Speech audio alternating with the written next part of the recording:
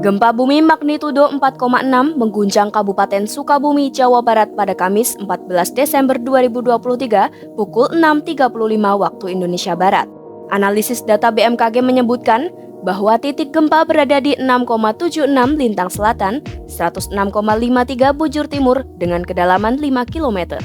Pusat gempa berlokasi di darat dengan jarak 25 km dari barat laut Kabupaten Sukabumi dengan kedalaman mencapai 5 km. Hal ini disampaikan oleh Daryono selaku Kepala Pusat Gempa Bumi dan Tsunami BMKG.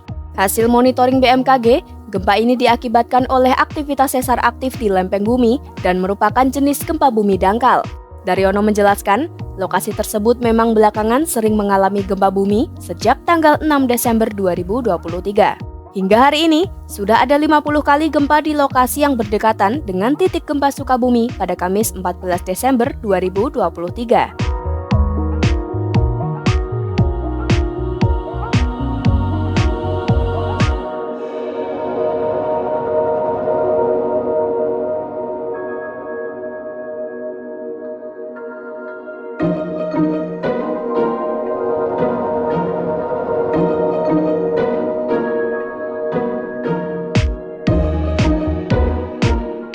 Sejauh ini, gempa bumi tersebut menimbulkan kerusakan di beberapa bangunan rumah, tembok, dan struktur tanah. Siaran pers Puspadalo PB BPBD Provinsi Jawa Barat melaporkan total 65 rumah terdampak laporan kerusakan dalam pengecekan. Kendati demikian, adakah kaitan antara gempa bumi di Sukabumi dengan aktivitas Gunung Salak?